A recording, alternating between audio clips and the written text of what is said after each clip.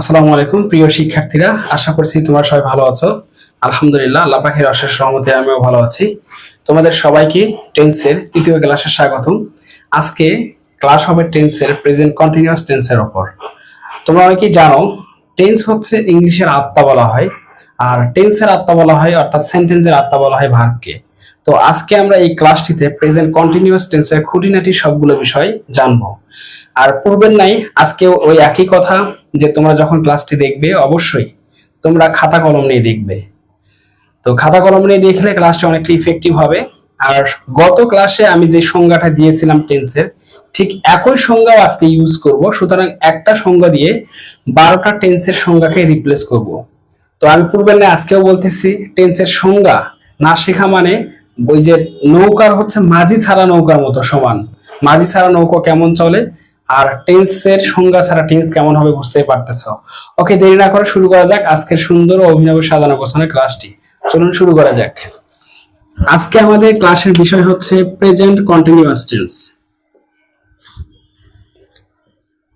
Present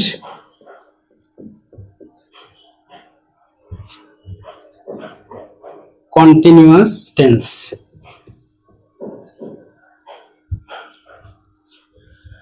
present অর্থ কি আমরা জানি, বর্তমান।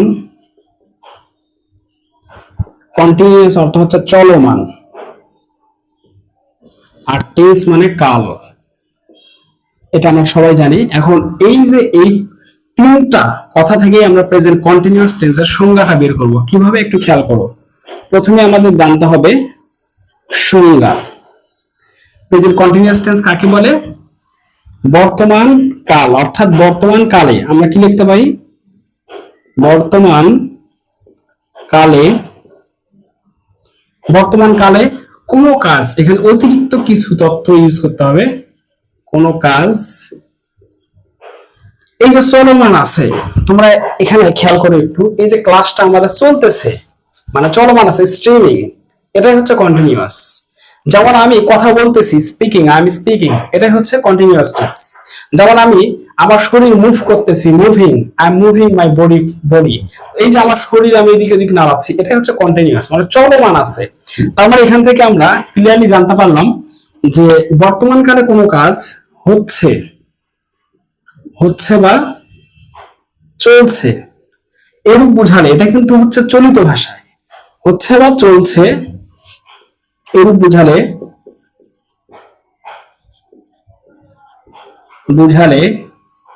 তাকে প্রেজেন্ট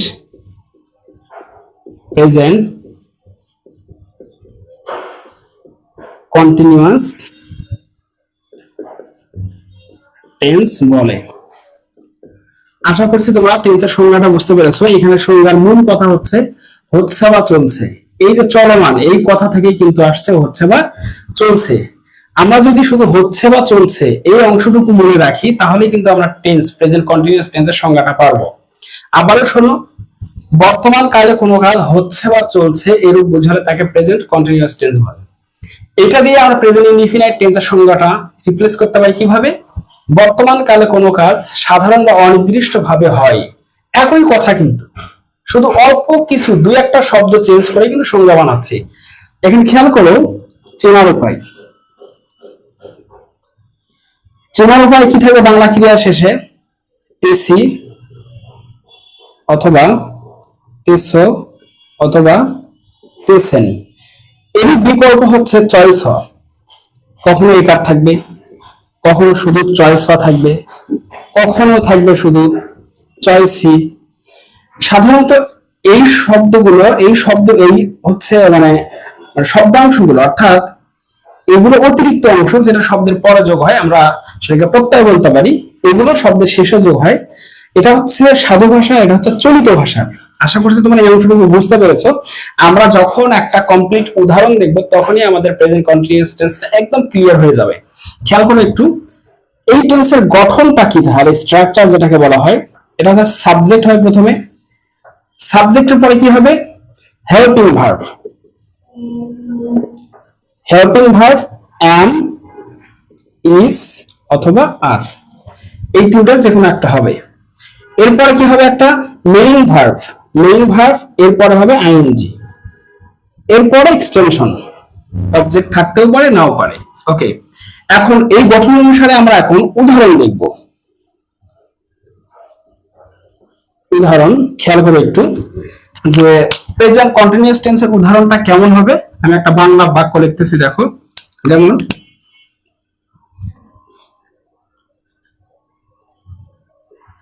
আমি ভাত রান্না করতেছি।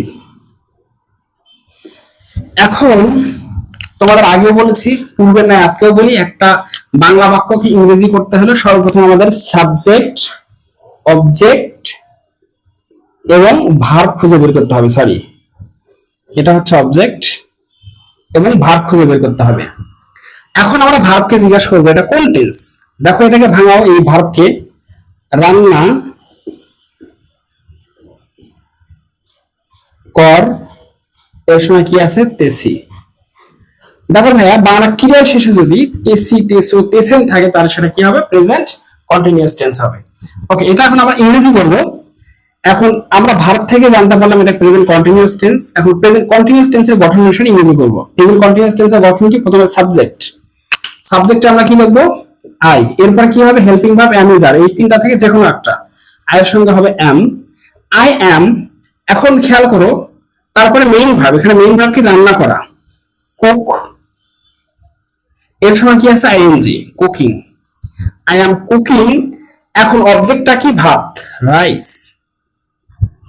এটা হলো আমাদের প্রেজেন্ট কন্টিনিউয়াস টেন্সের উদাহরণ। এটাকে আমরা বলতে পারি অ্যাফার্মেটিভ।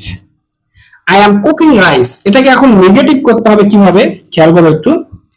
এখানে যেহেতু অক্সিলারি ভার্ব আছে, আমরা প্রেজেন্ট ইনডিফিনাইট টেন্সে কেন অক্সিলারি ভার্ব হিসেবে ডু অথবা ডাজ নেই, এটা তোমরা অনেকেই জানো। কারণ প্রেজেন্ট ইনডিফিনাইট টেন্সে অক্সিলারি ভার্ব থাকে না, যার কারণে আমরা ডু অথবা ডাজ ইউজ করি। কিন্তু এখানে খেয়াল করো, অক্সিলারি ভার্ব আছে এম, যার কারণে আর অতিরিক্ত আমাদের ডু বা ডাজ নিতে হবে না। এখানে আমরা নেগেটিভ করব, I am not cooking rice. এর অর্থ কি? আমি ভাত রান্না করছি না। এটা যদি আমরা ইন্টারোগেটিভ করি তাহলে কি হবে? এম আই কুকিং রাইস, আমি কি ভাত রান্না করছি? আশা করছি তোমরা আজকের প্রেজেন্ট কন্টিনিউয়াস টেন্সের এই পুরো বিষয়টি বুঝতে পেরেছো। ভাই, টেন্স অনেক সোজা যদি আমরা এগুলো বুঝে পড়ি এবং লিখে লিখে পড়ি। এখানে আমি তোমাদের কয়েকটা টেকনিক ইউজ করেছি। টেকনিক গুলো কি কি? টেন্সের সংজ্ঞা লিখতে গেলে আমাদের এখানে যে প্রেজেন্ট কন্টিনিউয়াস টেন্স, এটা যে টাইটেল আছে, এই টাইটেল থেকে সংজ্ঞাটা লেখা পসিবল, সেটা একটু আমাদের থিঙ্ক করতে হবে। চলমান বলতে বোঝাচ্ছে হচ্ছে বা চলছে, আর বর্তমান কাল এই কথাগুলো তো এখানেই আছে।